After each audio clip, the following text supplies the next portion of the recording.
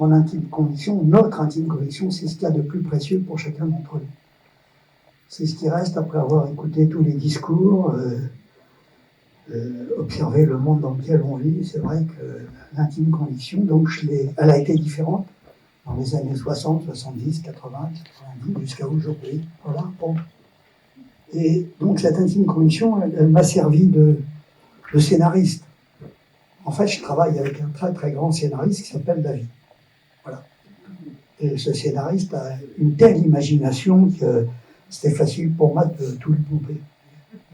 J'ai fait qu'observer ce monde et j'ai partagé avec le plus grand nombre, des fois le plus petit nombre, ces observations. J'ai essayé de filmer des hommes et des femmes qui me semblaient un peu moins dégueulasses que les autres, que j'avais envie d'avoir pour amis ou de prendre dans mes bras. Voilà. Donc j'ai passé ma vie à filmer les choses que j'aimais parce que les choses qu'on aime, on en est plus convaincu que les choses qu'on n'aime pas. Voilà. Donc je me suis laissé porter par la vie.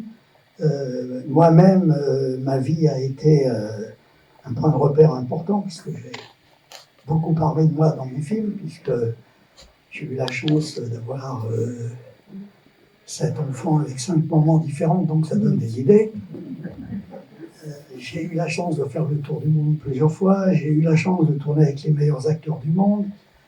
Donc, si vous voulez, c'est beaucoup de travail, mais c'était une telle joie que j'ai le sentiment que j'ai été en vacances toute ma vie. Voilà. Voilà. Et vous avez devant vous un homme heureux. Voilà. Regardez-moi bien, c'est une race en voie de disparition.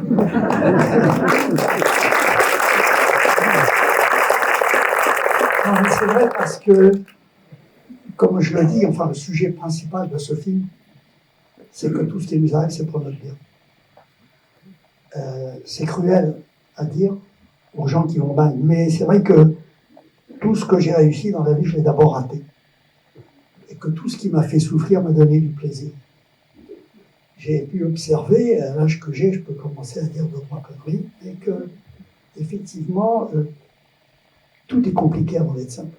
Tout est compliqué avant d'être simple, il faut le savoir. Il faut expliquer ça aux enfants au moment où ils sortent du ventre de leur mère. Attention, tu vas voir, tout est compliqué avant d'être simple, et tout a un prix. Et c'est pas avec de l'argent qu'on achète les choses. On les achète avec des soucis, des emmerdes. La vie est une course d'emmerdement au pays des merveilles. Et les merveilles sont tellement plus fortes qu'elles nous vaccinent contre les emmerdes. Voilà. Mais c'est vrai qu'on passe notre vie à sauter des obstacles et c'est là que réside le plaisir. En plus, le plaisir, moi je l'ai.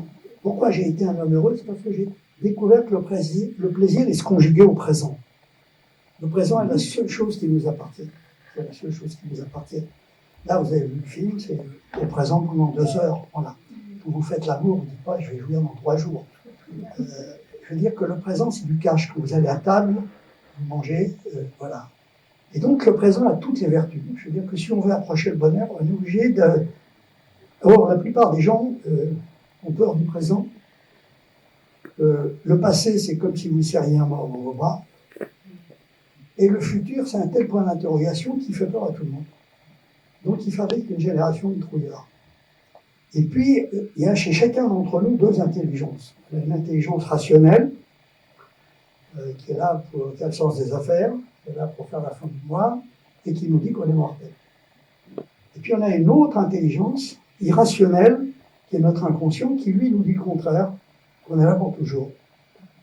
Et donc, c'est ce mélange de rationnel et d'irrationnel qui va chez chacun d'entre nous. Il y a des jours où on croit, des jours où on ne croit pas, un jour je crois en Dieu, un jour je ne crois plus, on change d'avis, tout simplement parce que c'est ce match entre le rationnel et l'irrationnel qui m'a très vite fasciné, que je mets dans mes films. Dans ce film, il y a autant de rationnel que d'irrationnel. Bon. Et donc, ce mélange de rationnel et irrationnel, c'est pour moi la synthèse idéale du jugement qu'on peut porter sur la vie. Et c'est pour ça qu'il y a tant de musique dans mes films.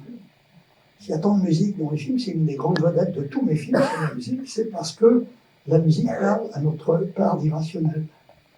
Elle parle à notre inconscient.